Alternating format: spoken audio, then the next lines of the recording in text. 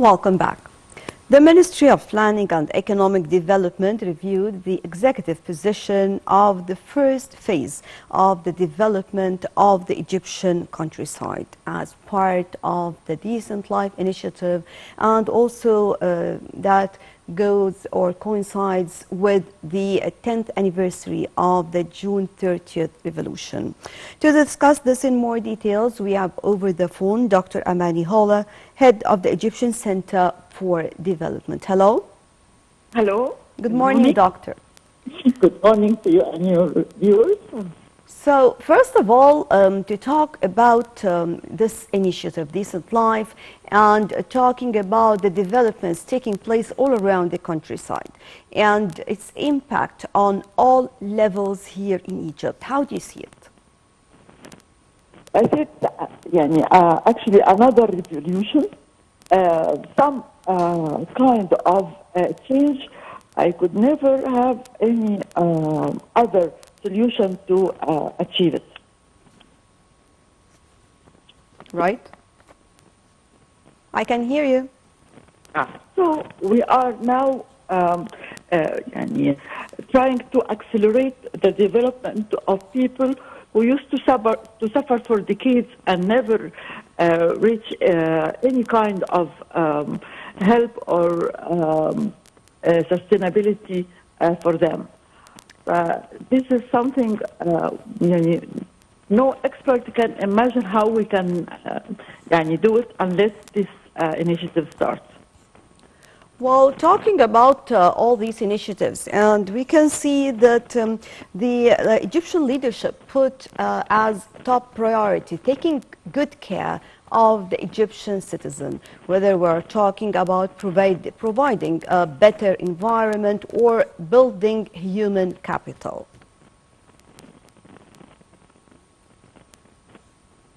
Hello?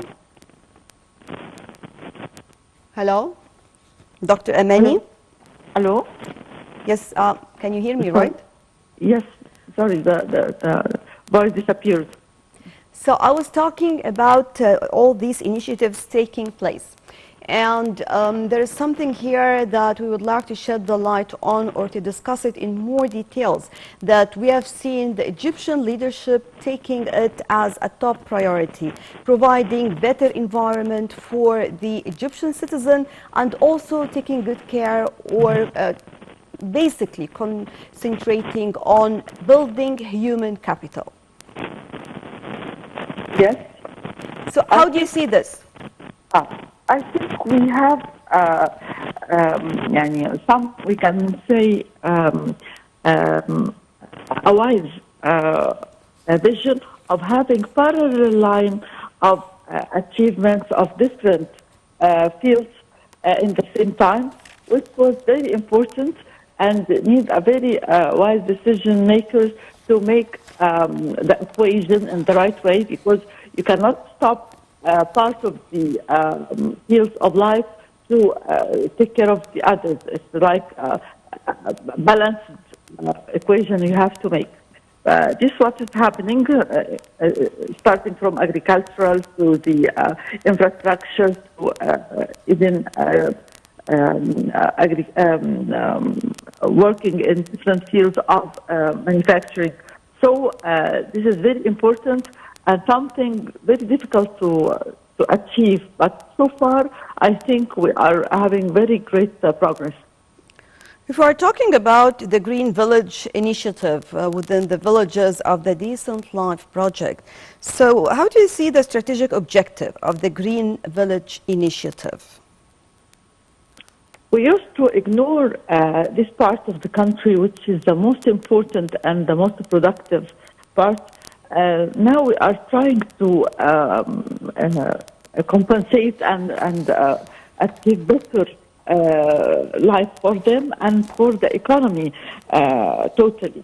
So I think we are working in a good track, especially with all the international crisis.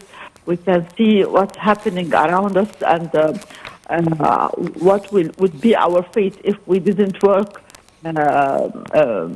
very early on this file. What are the real challenges that we really face when it comes to the countryside and the developments taking place over there?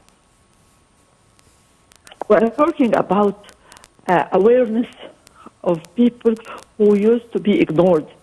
This is the most important part of the project because not only changing their lifestyle or even the infrastructure, but taking care of people themselves, starting to give them more support for vocational training, for education, for medical help.